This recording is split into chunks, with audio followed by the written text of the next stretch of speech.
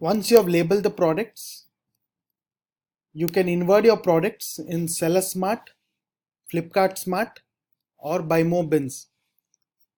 Let me explain to you how do you invert a product in Seller Smart. First go to seller.flipkart.com, log in, go to inventory, inventory management, then go to invert. Scan your listing ID,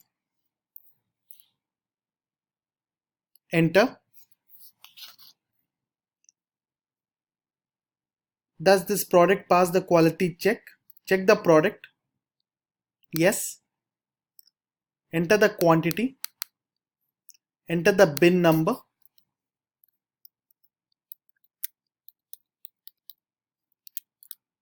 That you want to put the product in, and then click on submit.